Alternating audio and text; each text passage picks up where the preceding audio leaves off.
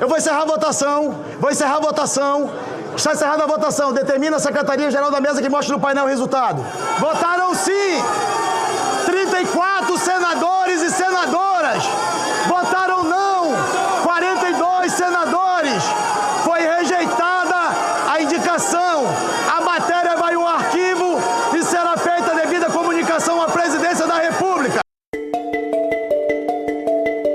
O governo Lula sofreu uma derrota histórica que chacoalhou o Planalto e expôs as rachaduras de um pacto que parecia selado. O Senado Federal, com uma manobra surpreendente, jogou por terra meses de articulação e humilhou o Executivo. Mas como isso aconteceu? E mais importante, o que essa derrota significa para o futuro do governo e para o equilíbrio de poder no Brasil? Prepare-se, porque os detalhes dessa queda mostram que o jogo em Brasília mudou completamente. Para entender essa história, precisamos voltar ao epicentro da batalha, a vaga no Supremo Tribunal Federal deixada pelo ministro Luiz Roberto Barroso em outubro do ano passado. O presidente Lula tinha seu favorito absoluto, Jorge Messias, o advogado-geral da União, o famoso Bessias. Um nome que, para o Planalto, representava uma peça-chave no tabuleiro do poder e uma garantia de alinhamento na corte. Mas desde o primeiro minuto, ficou claro que o caminho não seria pavimentado com flores. O governo acreditava que a caneta presidencial ainda tinha o mesmo peso de antigamente, mas o Senado tinha outros planos.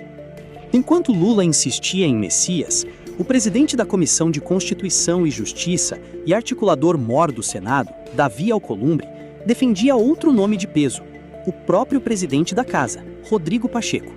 E olha só a audácia, essa não era uma simples preferência de bastidor. Alcolumbre chegou a se reunir pessoalmente com Lula para tentar emplacar Pacheco no STF. Imagine a cena, o líder do Legislativo dizendo ao chefe do Executivo que o candidato dele não era o ideal. Esse impasse elevou a tensão a níveis estratosféricos, criando um racha profundo entre o Palácio do Planalto e a cúpula do Senado. Estava desenhado um confronto estratégico, onde os senadores deixaram claro que não seriam meros carimbadores das vontades de Lula. O governo, em um gesto que muitos leram como soberba ou erro crasso de cálculo, oficializou Messias em 20 de novembro sem sequer avisar Alcolumbre previamente. Na política, a falta de cordialidade custa caro. O Planalto tentou ganhar tempo, adiando o envio da mensagem oficial por medo da rejeição, enquanto Messias fazia o famoso beija-mão nos gabinetes. Alcolumbre, percebendo a insegurança do governo, subiu o tom, cancelou sessões e passou a bater na tecla das prerrogativas do Senado. Ele avisou que o Congresso não abriria mão de sua autoridade. O Planalto achou que, com o tempo, a resistência diminuiria e finalmente enviou a indicação em abril, acreditando ter mais de 45 votos. Que erro fatal!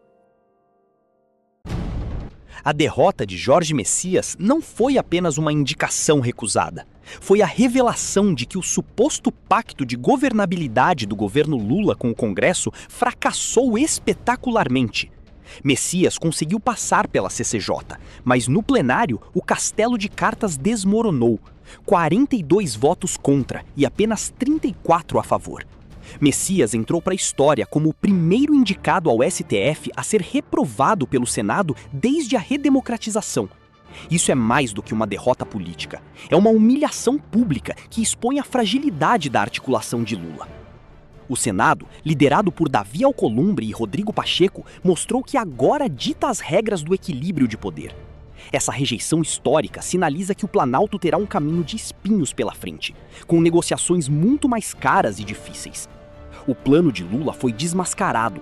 A base aliada, especialmente o MDB, foi vista como traidora. E o recado do Senado foi curto e grosso. O governo não manda sozinho. A conta dessa arrogância política chegou, e ela é altíssima.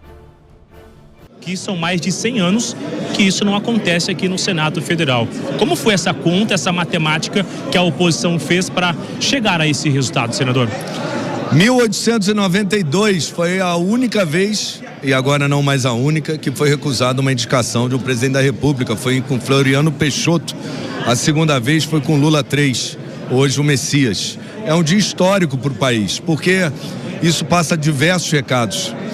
O principal, na minha opinião, é que o país, os poderes, precisam agora botar a bola no chão, precisam arrefecer. A sociedade, a gente representa aqui a sociedade, né, do meu estado, o Rio de Janeiro, não aguenta mais tanta tensão. Isso é um recado, né, tanto ao STF quanto ao atual governo, e um prenúncio de uma vitória no futuro, de uma transformação.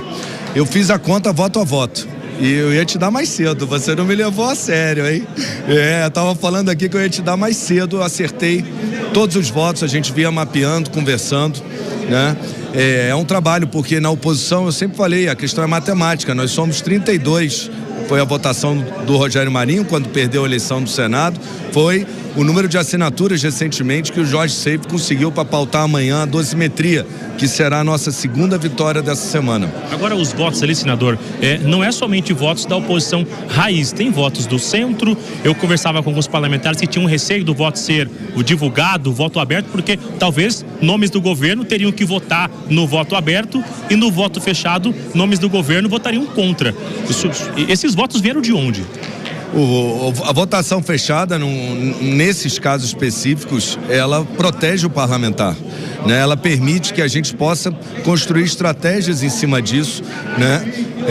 E eu disse ao Messias quando ele esteve comigo, o momento era muito ruim para ele. Ruim porque no dia que eu recebia no meu gabinete, como recebia a todos os indicados, o STF foi para cima do Alessandro Vieira, que nem é da nossa base, né?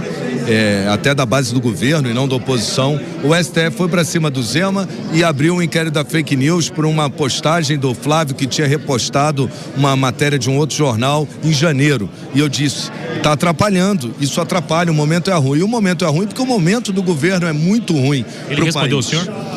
Ele entendeu o que eu estava falando. Ele não podia esperar da oposição nada diferente. Eu disse que a oposição seria oposição. Disse para a imprensa e disse para ele todas as vezes que eu pude. E prefiro ser honesto e sincero. Ele sabia que não podia contar com os nossos votos. E disse a ele que há um sentimento de autodefesa do Senado por essas investidas do STF contra parlamentares, recentemente Marcel Van Hatten e tantos outros, Gaia, né? E que havia um momento ruim também, porque há um sentimento aqui no Senado que o senador Rodrigo Pacheco, ele se desgastou muito, se desgastou aqui dentro, se desgastou no seu estado, no país, e não foi o indicado para o STF nesse governo Lula. Então, atuou para tentar também que chegasse a esse resultado, senador? Olha, eu tive com o presidente algumas vezes para tratar de outros assuntos. Eu não sei porque eu já estava com a posição fechada dentro do meu partido, mas ele não conversou comigo sobre isso, né? Então, na minha opinião, eu disse até numa outra entrevista que ele me parecia neutro, né? Eu acho que era muito mais um sentimento dentro do plenário do Senado, né? De que talvez haveria uma outra indicação melhor do que essa, e agora eu tenho certeza que vai ficar para depois das eleições. O que você acha dessa humilhação do governo Lula no Senado? Essa derrota inesperada muda o jogo político de vez ou o governo ainda consegue se recuperar? Deixe sua opinião nos comentários e vamos debater essa afronta à estratégia do Planalto.